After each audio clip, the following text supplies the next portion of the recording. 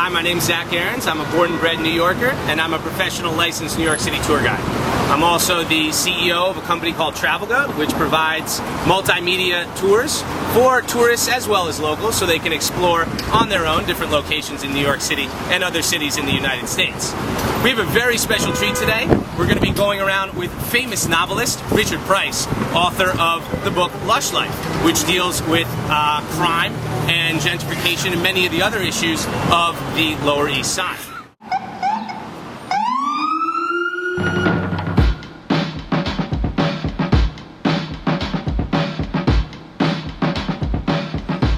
Hi, my name is Richard Price. I'm the author of Lush Life, a novel about the Lower East Side. It's my eighth of 8 novels, and we're about to take you on a walking tour of the book and the Lower East Side.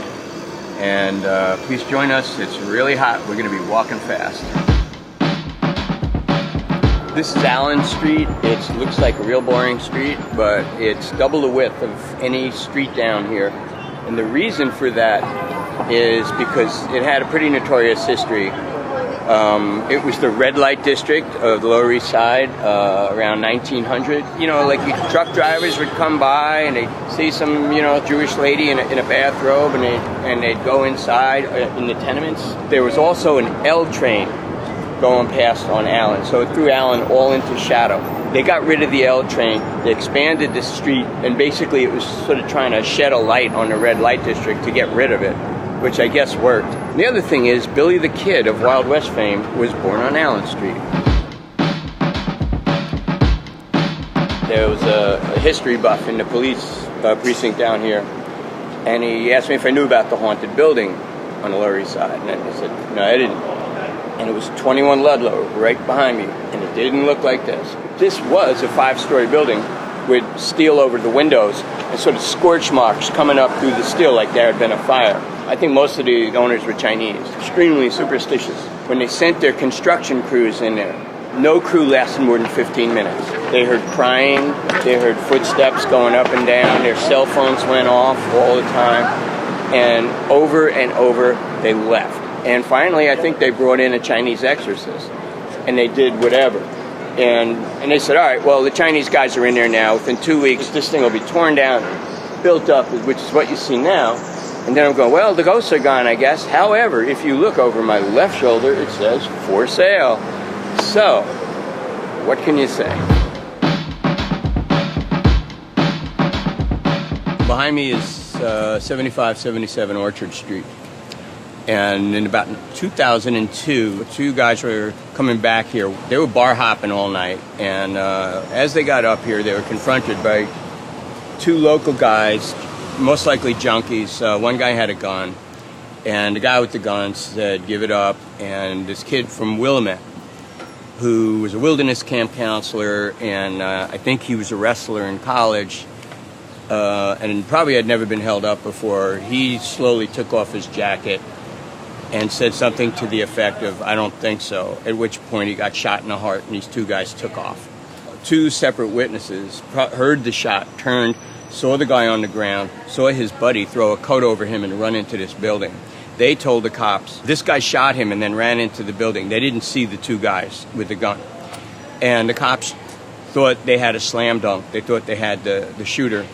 And they grilled him all day. And it turns out that the witnesses did not see what they thought they see. They heard, and the cops turned heard into saw.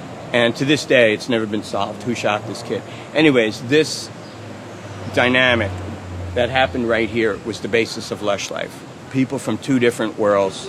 And that's the only time I ever see people interacting on the Lower East Side outside their groups.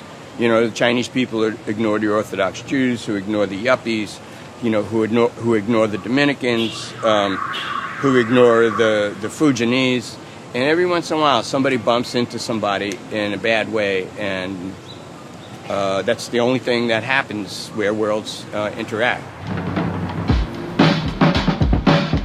So I guess you're wondering why I brought you here. Right here, this spot is where anti-crime police from the 7th Precinct, which is over there somewhere, would park in a taxi, plainclothes cops, and basically just profile all the cars, the salmon run coming off the Williamsburg Bridge from Brooklyn, they're kind of looking for two guys alone in a car on a Friday night or a Saturday night or any night. And if they saw these two guys, and the odds are they're going to be Hispanic or black, they're going to go up behind the car and they're going to see if the car is going to be driving extra polite. And if it's driving extra polite, that's a really good sign that they've got something to hide. They pull the car over in the hopes that if you take a kid and you hold him up by his ankles and shake him, some pot will come out, or a switchblade, or an incredibly lucky thing, a gun, which almost never happens on something like this. And it's about guns, drugs, and overtime. Behind me is the 7th Precinct that covers the historic area of the Lower East Side. It's the smallest precinct in New York City. It's like 0.7 miles. It's pretty low crime. They are ringed by housing projects. The housing projects here, like the housing projects everywhere in New York, are a lot better and a lot safer than they were 15 years ago. Like I said, it's New York City. Anything can and will happen anywhere. And if you notice the architecture, I think it was built in 1970 and has sort of like a siege fortress mentality, as if it's going to be attacked by these housing projects around it. And I think that was very much the mood of the times when Lindsay called New York Fun City, and everybody thought that was the blackest of black humors. Because a couple of years they were going to say, "Ladies and gentlemen, the Bronx is burning."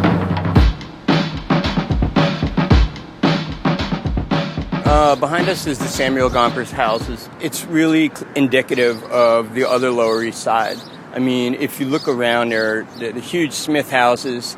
There are the Bernard Baruch houses, which are the largest housing project in Manhattan. And as much as this place gets gentrified, these projects are going nowhere. And this is the world in which the shooter in Lush Life lives. Well, behind me is the Tenement Museum, which is probably one of the most obsessively visited museums I've ever obsessively visited in my life. It's 5 perfect recreations. The building was purchased in 1862 and was sealed in 1935. Somebody unsealed it in the 90s, and they restored 5 apartments to 5 different decades in the history of the building.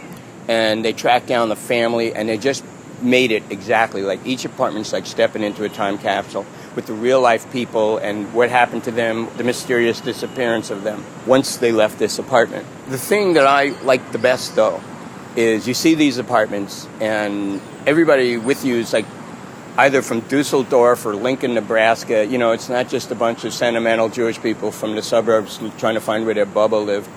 It's just everybody in the world. And there are apartments on the top floors that they can't get approval to start working on yet and are sealed and have not been touched or seen since 1935. And I got to go up there, and they're like utter tombs. And you'll find like newspapers from 1926, shoes with spats on the floor, some blouse that was left to dry 100 years ago and is now like wood. Behind me is the Stanton Street Shul, and this is typical of the shuls. I mean, you have the showplace shuls like the Eldridge Street Synagogue or the Bialystoker Shul, but this place has been around here since 1913. And when I went in there, you need 10 men for a minyan for a Friday night prayer service, and the population in the shul was so low that what they would do is call up the 7th Precinct Community Affairs Office and say, send us over 3 cops. So then you would have a minyan of like 7 members and, 3 Puerto Rican guys in uniforms. But then it started getting a little bit of a second life because the new people moving into the neighborhood, a lot of them were Jewish, and every once in a while somebody wants to get back to their roots, so they go to the synagogue. So you'd go in there and you'd see 20 men in the entire congregation.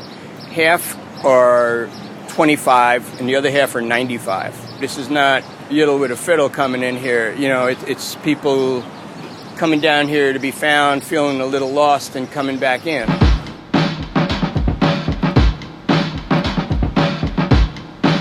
Well, behind me is nothing. When I started writing Lush Life, there was a massive Romanian synagogue, and it had been around since 1880, I believe. And then one day it was not there. The roof collapsed. It was like something in a dream, like now you see it, now you don't. And it was just a field of rubble with a couple of the pews, the prayer table, and the chandeliers still standing, but with nothing around it. It looked like an outdoor play. I mean, it's not like I'm real big on metaphors, but it's like, there goes the neighborhood. I mean, it's like the ghosts are going and the ghost houses are going. I just remember standing there with a black guy next to me. He had an attaché case, a suit, but no shoes on. Next to him was an Islamic guy working in a deli with a kufi on, and two old Chinese women, and then a young, tall, blonde woman with tattoos everywhere. And it just seemed like the entire Lower East Side decided to converge. When people talk about gentrification on the Lower East Side, the Lower East Side is a big-ass place.